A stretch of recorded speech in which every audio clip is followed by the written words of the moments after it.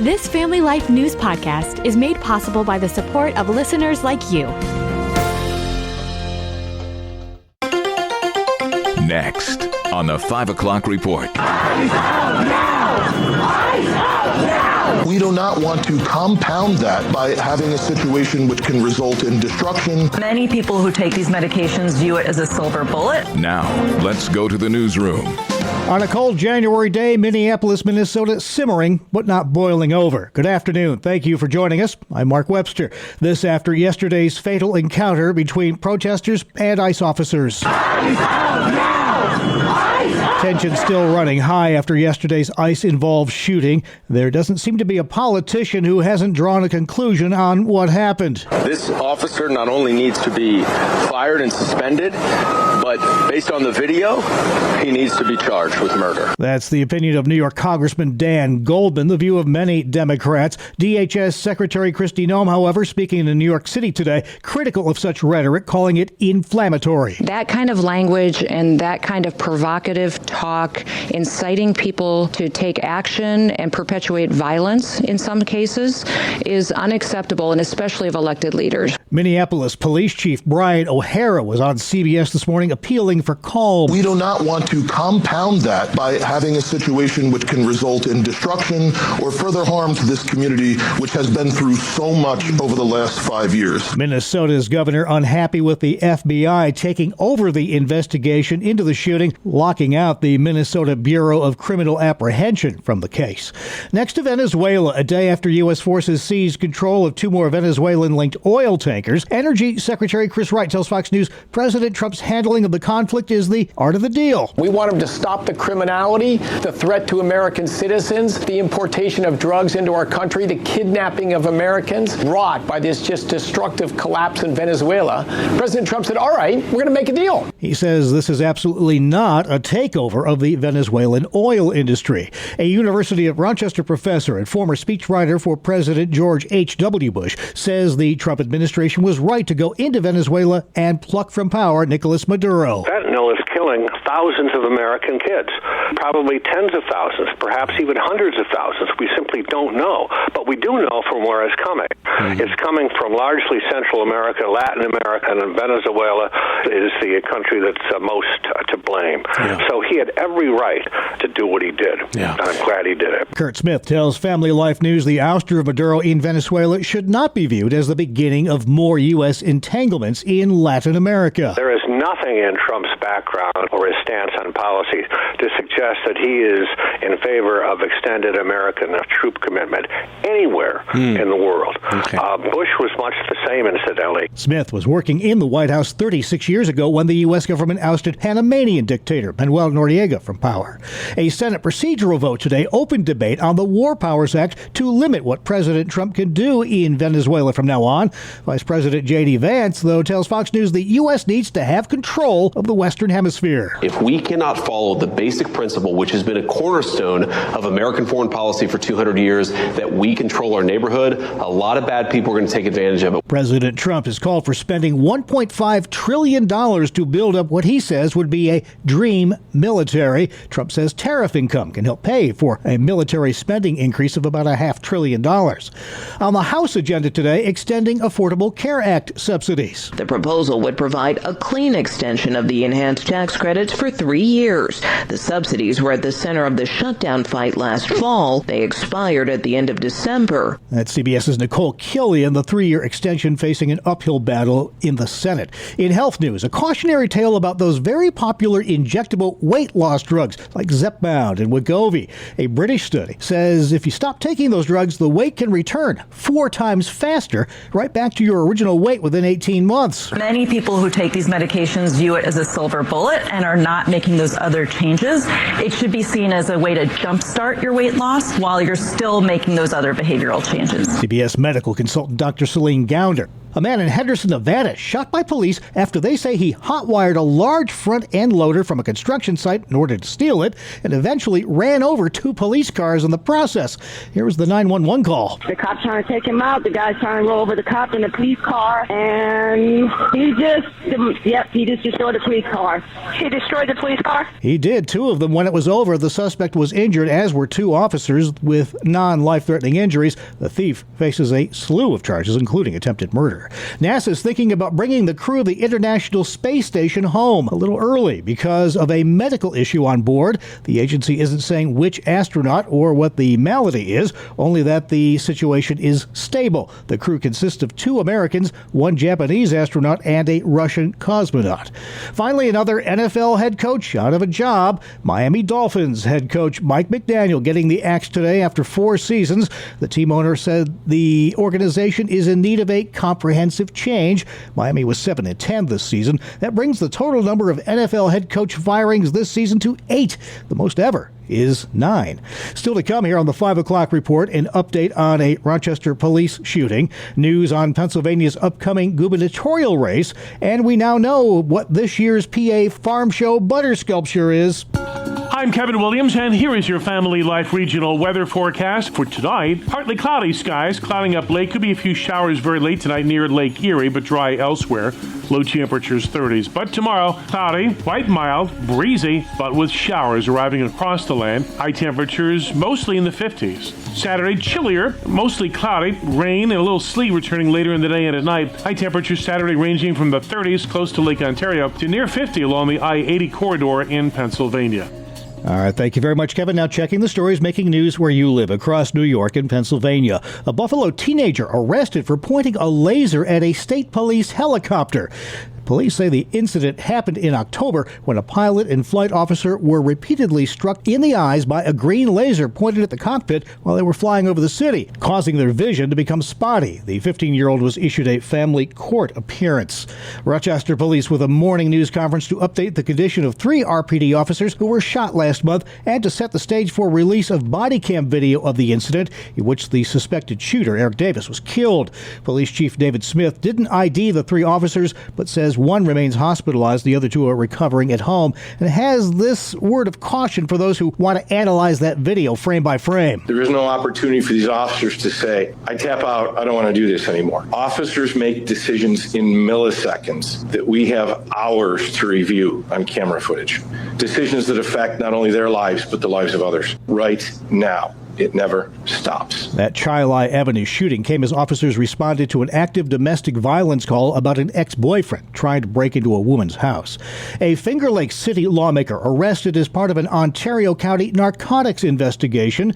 Democrat Ahmad Whitfield, who was reelected in November as an at-large Geneva City Council member, is facing 3 felony counts after being accused of selling cocaine and fentanyl to someone. City officials have issued a statement saying they're aware of the charges. Geneva's mayor says he knows situations like this understandably shake confidence and reflect poorly on the city. The case comes from a joint investigation by state police, Geneva police, and the Ontario and Seneca County Sheriff's Departments. Lots of political news out of the Keystone State today. Pennsylvania State Senator Doug Mastriano says he will not seek a second bid for governor. He and his wife announcing the decision on social media. He says, though, he isn't ruling out a future run. We believe with full peace in our hearts that God has not called us to run for governor this year. But we're open to God's leading for a future run, but just not this season. Mastriano lost the 2022 general election to Governor Josh Shapiro by about 800,000 votes.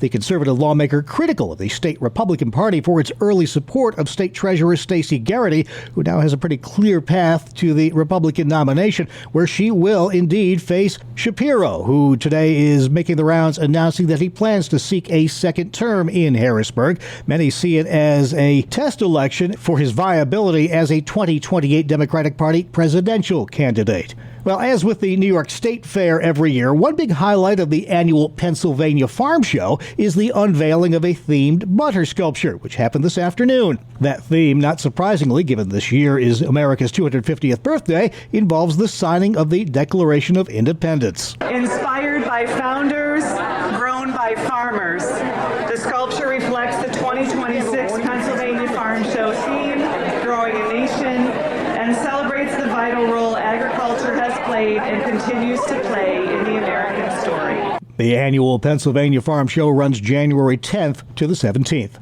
Up next, highlights from today's Faith Under Fire feature. Our Sarah Harnish speaking with veteran physician Dr. Stanley Bukowski about the ramifications of New York State's move to legalize physician-assisted suicide. New York is on the cusp of becoming the 13th state to legalize assisted suicide. Governor Kathy Hochul has reached a verbal agreement with the legislature after making amendments to the Medical Aid in Dying Act.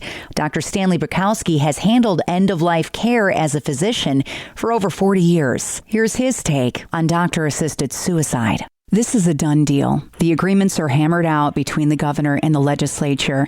What happens next? When it's passed, we will continue to try to educate the populace about the dangers of assisted suicide and also the fact that it's not necessary. There's this idea that you can't relieve everyone's pain. And in fact, I have testimonials from doctors whose business it was to relieve patients of pain at the end of life and to give them comfort. This includes 8 different palliative care and hospice doctors, 3 oncologists, and 2 anesthesiologists. They have all given me testimonial in one way or another that they were able to relieve the pain of all their patients over the course of their career. Sometimes when it was an extreme situation, they had to sedate the patients. It's legitimate to sedate someone even to the point of unconsciousness in order to relieve them of their pain. That makes it unnecessary for them to take their life or for anyone else to take it for them. 2 of Hochul's lines in her statement were, God is compassionate, so we must be also. And we're not shortening life, we're shortening death. God is not pro-suicide. Can you speak to her words? The governor implied that God's compassion extends to helping someone take their own life. That's absolutely not true. And as far as a person taking their own life, God's compassion is that he gives them us, the other people in the world. Our job is to relieve their symptoms, give them emotional and psychological support, and not give them something to help them take their own life. We are forbidden from enabling suicide because that makes us a participant in killing, and we know God forbids that. As far as the appeal to shortening dying and not shortening life, this is a twisting of the language. Everyone who's dying is living those last days. The implication is that those last days are not worth living, that they're meaningless, and that we can throw them away. There is a lot that goes on in the last days to review our lives, to reassess where we've been, to come to acceptance, a chance for reconciliations, which are so important, and finally some closure. So all those things, those are important right up to the last natural day. If you end the life of the person before that last natural day, you're throwing away important days. Our Sarah Harnish speaking with veteran physician Dr. Stanley Bukowski about the ramifications of New York State's move to legalize physician-assisted suicide. You can subscribe, listen to, and share podcasts of all of Family Life News original features at Apple Podcasts, Spotify, YouTube, or FamilyLife.org. This is the 5 o'clock report on Family Life. What does the Bible say about retirement?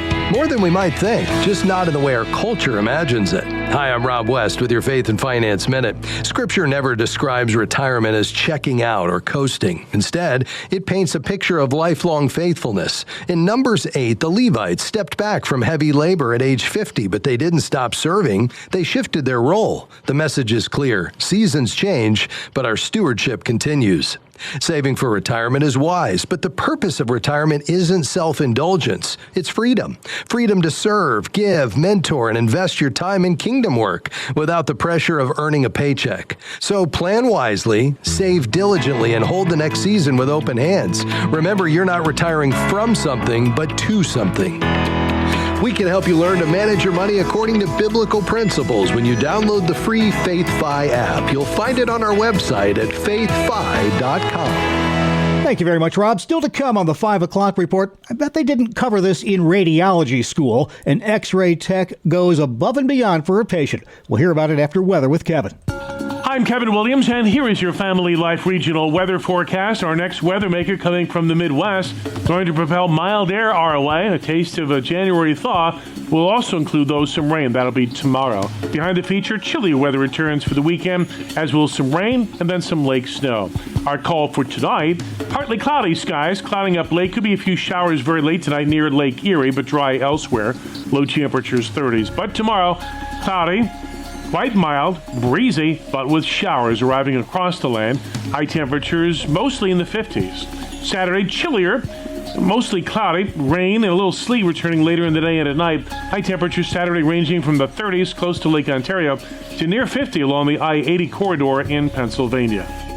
Well, thank you very much, Kevin. Finally at 5, Susan Sinwell was at an Iowa hospital for some x-rays when she took off 2 rings that are very near and dear to her. I always have my grandparents' rings, my grandpa's wedding ring and my grandma's wedding rings. She wrapped them in a napkin and, well, somehow they wound up in a hospital trash bag, which then got moved to a trash compactor with 10 days worth of garbage. At that point, the squishy search was on. The contents of the compactor were unloaded. First, maintenance crews used a metal detector to narrow down the field. Then it was imaging manager Craig Bushgall and his portable x-ray machine to the rescue. It only took us 35 images, about 45 minutes worth of imaging to come up with striking gold, I guess you could say. It was really rewarding to be able to give her a call and let her know that we in fact did find them, which I honestly didn't think that was going to happen. Susan's forever grateful to him and the hospital staff for going so above and beyond. I can't think of enough. And then when he told me what had all happened and how many people I'd helped, this is the best place for care.